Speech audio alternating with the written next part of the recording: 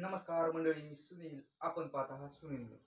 तर मंडळी, व्हिडिओ बनवण्याचं प्रमुख कारण म्हणजे आज अशी माहिती मिळाली आहे की ज्ञानराधा मल्टीस्टेट सुरेश कुटे यांनाही एका महाठगाने लोकांना फसवणाऱ्या महाठगास एक महाठग भेटला आहे.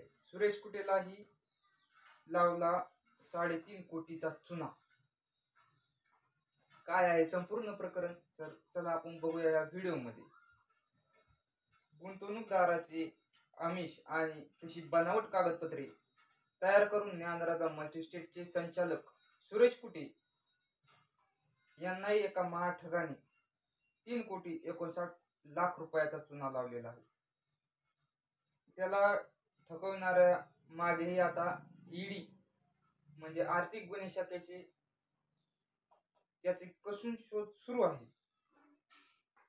गतवर्षी ऑक्टोबरच्या सुरुवातीला ज्ञानराधा मल्टीस्टेटचे संचालक सुरेश कुटे आणि द कुटे ग्रुपच्या समूहाची सक्त वसुली संचालकाने किंवा संचालयाने तपासणी केली आणि तोच अध्यक्ष असलेला ज्ञानराधातून ठेवी काढण्यासाठी झुंबड उडाली. म्हणजेच ईडीने जेव्हा त्यांच्या ज्ञानराधावर आयकर विभागाची रेड पडली होती, त्यानंतर ज्ञानराधाची ठेवी परत मिळवण्यासाठी ठेवीदारांची झुंबड उडाली होती. त्यानंतर महिन्याभरात कुटे समूहात परदेशी गुंतवणूकदारांच्या माध्यमातून हजारो कोटी रुपयांची गुंतवणूक करण्यास असल्याचे त्यांनी सांगितले. म्हणजे तो सांगत राहिला असे तो म्हणाले. याबाबत वारंवार सोशल मीडियाद्वारे अशी माहिती देत होता.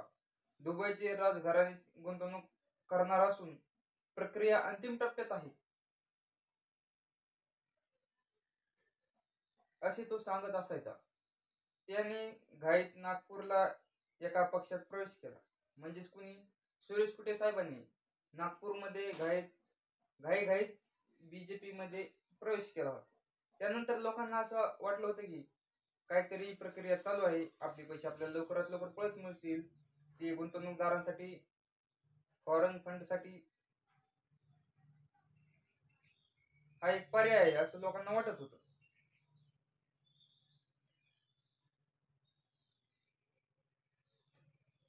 किंवा गुंतवणूकदारांना परवानगी मिळवण्यासाठी हा एक पर्याय आहे असं लोकांना वाटायचं.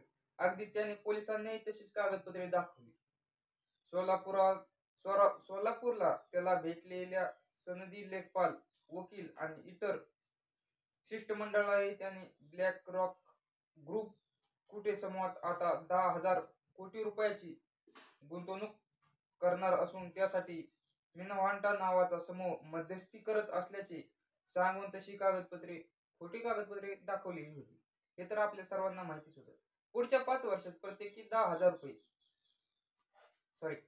पुढील 5 वर्षामध्ये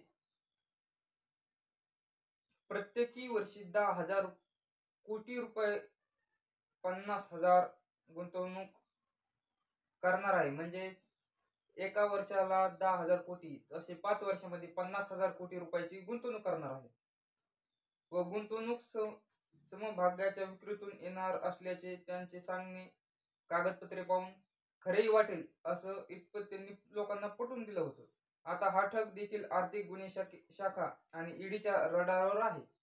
रकमेची होणारी फॉरेन्सिक तपासणी ज्ञानराधामध्ये 3,72,559 ठेवीदारांच्या ह्या ठेवी 3,715 कोटी रुपये ठेवीदारांच्या स्वरूपात ठेवल्याचे समोर आले होते.